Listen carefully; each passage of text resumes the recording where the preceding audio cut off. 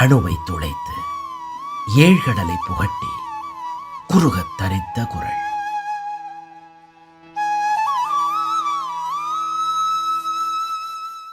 ஜெய ஸ்ரீராம். ஸ்ரீ டிவி நேயர்களுக்கு வணக்கம். ஒரு நண்பர் என்று சொல்வதை விட ஒரு நபர் என்று சொல்லலாம். இன்றைக்கு அவர் நட்பு பாராட்டி பேசிக்கொண்டு வருகின்றார். ஏனென்றால் அவருக்கு அந்த நன்மை கிடைத்த காரணத்தினாலே இந்த நபர் என்னை அணுகினார். மனநல ஆலோசனை வேண்டும் என்று கேட்டார். என்ன காரணம் என்றால், அவர்கள் கூட்டு வியாபாரம் செய்கிறார்கள். கூட்டு வியாபாரம் என்றால் சகோதரர்கள் குடும்ப வியாபாரத்தை தொடர்ந்து செய்து வருகிறார்கள். இவர் 4 சகோதரர்கள், இவர் ஒருவர். இவர் என்னிடம் சொன்னது என்ன என்று சொன்னால், என்னுடைய அண்ணன் என்னை ஏமாற்றுகிறார், லாபத்தை சரியாக எனக்கு காட்ட மாட்டேன் என்று சொல்லுகிறார், அதிக லாபத்தை எடுத்துக்கொள்ளுகிறார், முடிவெடுப்பதில் எனக்கு எவ்விதமான உரிமையும் கொடுப்பதில்லை, நான் சொல்லுகின்ற முடிவுகளை சில சமயம் கேட்காமல் தானாக முடிவெடுக்கிறார். ஆகவே எனக்கு அந்த வியாபாரத்தில் தொடர்வதற்கு விருப்பம் இல்லை. நான் என் அண்ணனை விட்டு விலகி தனியாக வியாபாரம் செய்ய வேண்டும். அதற்கான ஆலோசனையும் வேண்டும். நான் எடுக்கின்ற முடிவு சரியா என்பதை நீங்கள் சொல்ல வேண்டும் என்கின்ற ஆலோசனைக்காக வந்தார். அமர்ந்து அவரிடம் பேசிக்கொண்டிருக்கின்ற பொழுது துல்லியமாக நடந்த நிகழ்வுகளை, அவர் ஏன் அந்த முடிவுக்கு வந்தார் என்கின்ற விஷயங்களை ஆழமாக கவனித்து கேட்கின்ற பொழுதுதான் புரிந்தது, இந்த முடிவை இவர் எடுக்கவில்லை. வருந்தத்தக்க விஷயம், இவருடைய மனைவிதான் அந்த எண்ணத்தை சொல்லியிருக்கிறாள். எப்படி ராமாயணத்திலே கைகேயி அமைதியாக பெற்ற தாய் போல ராமனை பராமரித்தாலும் கூட கூனி அங்கே வந்து கோள் மூட்டிய காரணத்தினாலே கைகேயி தசரதிடம் சொல்லி ராமனை காட்டுக்கு அனுப்பியது போல, இந்த நபருடைய மனைவி அவர்களிடம் யாரோ சொன்ன காரணத்தை வைத்து அதை நம்பி அப்படியே தன் கணவனிடம் கோள் மூட்டி, கணவனும் மனைவியை பகித்து கொள்ள முடியாமல், அடக்க முடியாமல், மனைவி சொன்னது உண்மையாக இருக்குமோ என எண்ணெய்த்து மெல்ல மெல்ல என்ன ஆயிற்று என்றால், சாதாரணமாக நடக்கின்ற சில சங்கடங்களை கூட, பேச்சிலே வருகின்ற சில சங்கடங்களை கூட, அல்லது அண்ணன் மூத்தவன் என்கிற காரணத்தில் வேகமாக எடுக்கின்ற முடிவை கூட தம்பி தவறாக பார்க்க ஆரம்பித்து உள்ளத்திலே கசப்பான உணர்வு ஏற்பட்டு அந்த குடும்பம் பிரிவதாக இருந்தது, வியாபாரம் உடையதாக இருந்தது. நல்ல வேளை ஆலோசனை கேட்ட காரணத்தினாலே அவருக்கு புரிய வைத்தேன்.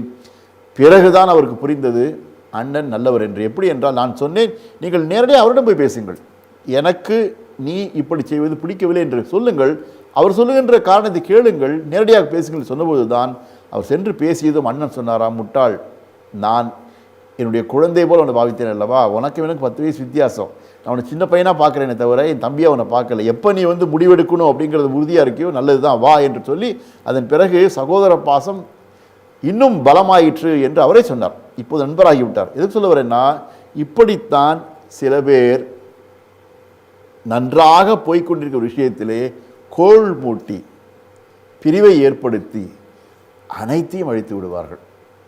எப்படி அணுகுண்டானது தீமையைத்தான் விளைவிக்கும், நன்மை செய்வதற்கு வாய்ப்பே இல்லை. அதுபோலத்தான் இப்படி மனிதர்கள் உண்டு. இயல்பாக போகின்ற விஷயத்தை அங்கே மாற்றி அமைத்து குழப்பி அந்த குழப்பத்திலே குளிர்காய்ந்து அவர்களுக்கு அதில் ஒரு வக்கர சந்தோஷம் இருப்பதை நாம் பார்க்கின்றோம். அது வேதனையாது. நல்லா தானே போயிட்டு இருந்தது, நான் பாட்டு தானே போயிட்டு இருந்தேன் என்று வடிவேல் காமெடி வரும்போது அதுபோல் சரியாக போவதை கூட சிக்கல் உண்டாக்குவதில் இவர்களுக்கெல்லாம் ஒரு அல்ப சந்தோஷம் இருப்பது பார்க்கின்றோம். அது ஆபத்தானது. அப்படிப்பட்டவர்களிடம் நாம் விலகி இருக்க வேண்டும் என்று வள்ளுவர் நம்மை எச்சரிக்கின்றார். என்ன குறள் என்பதை நாம் பார்க்கலாம்.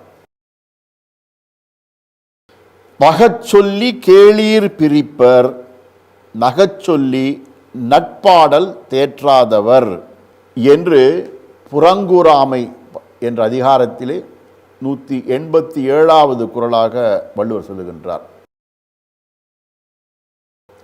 பகச்சொல்லி என்றால் பிறரை பிரிக்கும்படியாக பழித்து சொல்லுதல், அவதூறு சொல்லுதல். கேளிர் பிரிப்பர், கேளிர் என்றால் நெருங்கியவர்கள், சொந்தம், நட்பு. கேளிர் பிரிப்பல், உறவுகளை பிரித்து விடுவார்கள். அப்படிப்பட்டவர்கள் நகைச்சொல்லி என்பது நகைத்தல் என்றால் மகிழ்வாக இருத்தல், சிரித்தல். சிரித்து பேசி மகிழ்வாக இருந்து நட்பு ஆடல், நட்பை வளர்க்கின்ற விஷயத்தை தேற்றாதவர் என்றால் அறியாதவர்கள். அதாவது இந்த கோள் மூட்டி பழிச்சொல் பேசி உறவுகளை பிரிக்கின்றவர்களால் இயல்பாகவே மகிழ்வாக இருந்து மகிழ்வாக பேசி உறவுகளை பலப்படுத்துவதற்கு தெரியவே தெரியாது. அவர்களால் அழிவுதான் ஏற்படுமே தவிர ஆக்கத்திற்கு அவர்களுக்கு எவ்வித வழியும் தெரியாது என்று சொல்லுகின்றார். கிட்டத்தட்ட வில்லனாகவே பிறந்திருக்கிறார் என்று வள்ளுவர் சொல்கின்றார். அப்படிப்பட்ட வில்லன்களிலிருந்து நாம் விலகி இருத்தல் நல்லது என்று வள்ளுவர் எச்சரிக்கின்றார். எப்படின்னா, ஒளியும் இருளும் ஒன்றாக இருக்க முடியாது. அப்படி பழி சொல்வதையே தன்னுடைய வாழ்க்கையாக கொண்டவர்கள் அழிவு நோக்கி தான் நகர்கிறாரே தவிர ஆக்கம் அவர்களும் இல்லை என்பதால் நாம் விலகி இருப்பது நல்லது என்பதைத்தான் வள்ளுவர் சொல்லுகின்றார். ஆகவே நாம் யார் மீது பழி சொல்லாமல், யார் மீது குற்றம் சொல்லாமல், தேவையில்லாமல் பிரச்சனையை கிளப்பி அங்கே மனக்கசப்பையோ மன உரிவை ஏற்படுத்தாமல் இருப்போம்.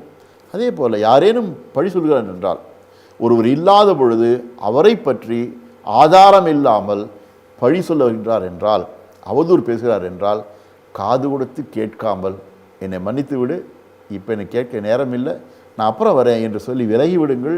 காது கொடுத்து கேட்காதீர்கள். ஏனென்றால் கெட்டதை கேட்டால் கூட ஆழ்மனதில் இது பதிந்து பின்னாளில் நமக்கு பாதிப்பை ஏற்படுத்தும். நல்லதை கேட்பதே நமக்கு நல்லது என்பதால் நல்லதையே கேட்போம். இத்தகைய அவதூறுகளிலிருந்து நாம் விலகி இருப்போம். வாழ்க்கையை சிறப்பாக அமைத்துக் கொள்வோம்.